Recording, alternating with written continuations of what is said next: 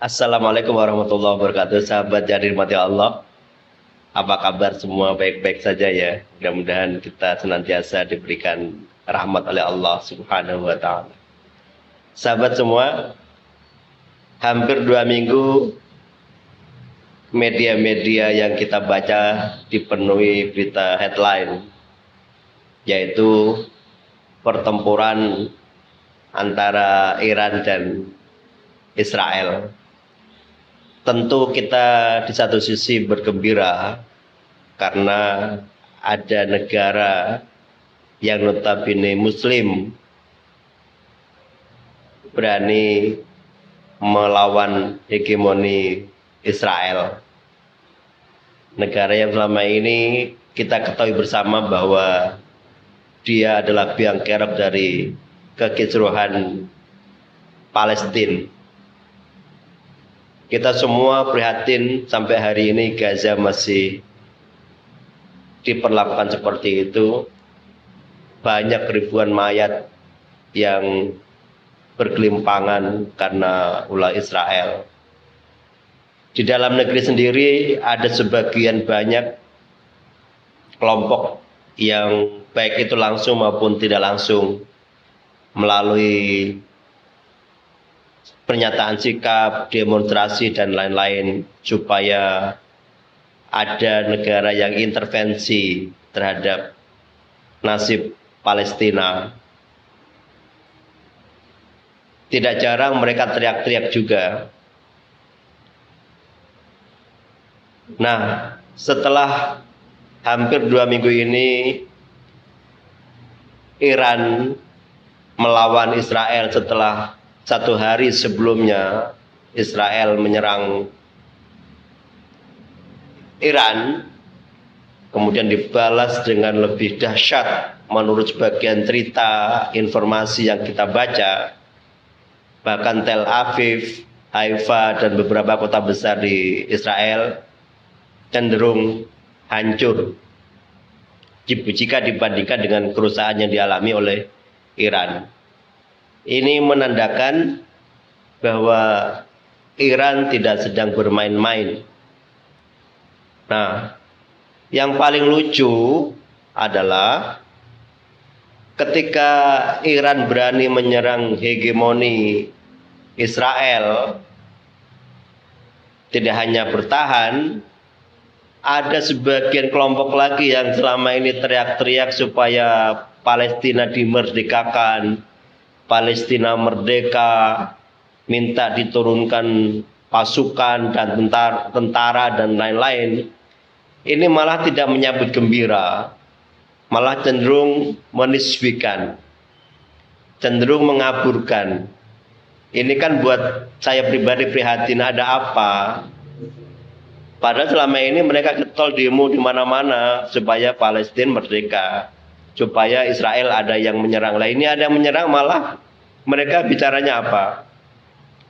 Seperti Felix Shaw di banyak video yang sudah beredar, bahwa ini adalah perang-perangan antara Iran dan Israel.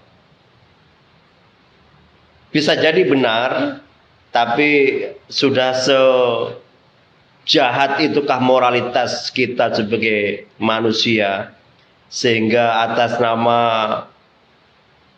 apapun mengorbankan ribuan nyawa sebagai tameng hegemoni nafsu keserakahan kita.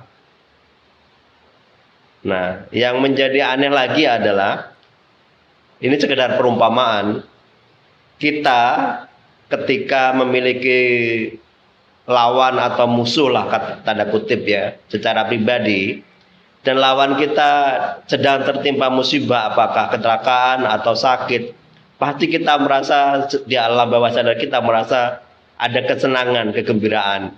Kenapa? Karena lawan kita ternyata ada sedang tertimpa musibah. Itu baru pribadi.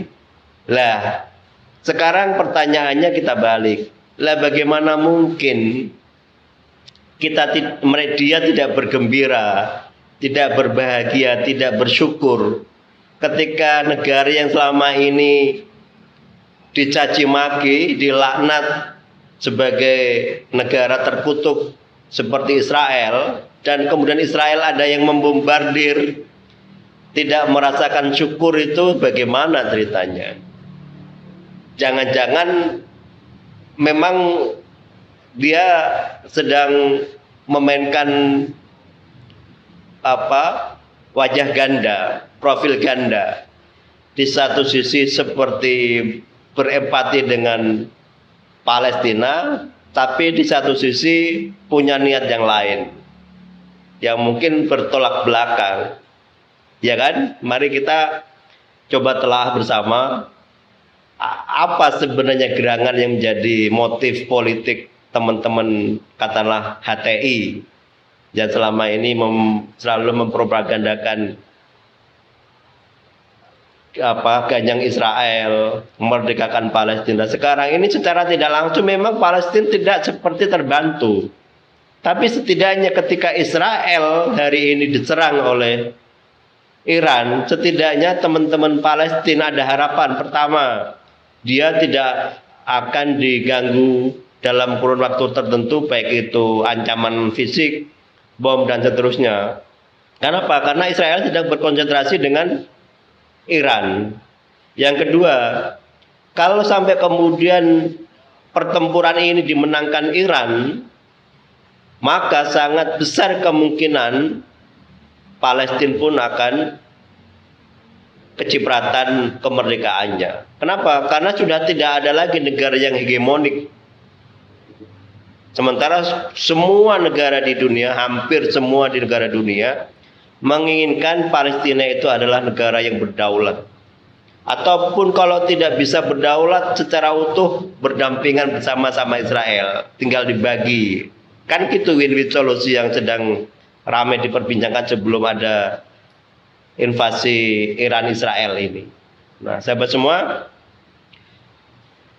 kita pasti bergembira karena Israel ada yang melawan. Kita jangan terjebak dengan dikotomi Syiah Sunni, Kristen atau apapun. Bagi saya pribadi, ketika ada negara yang berani melawan Israel, apapun motifnya, buat saya adalah kebahagiaan.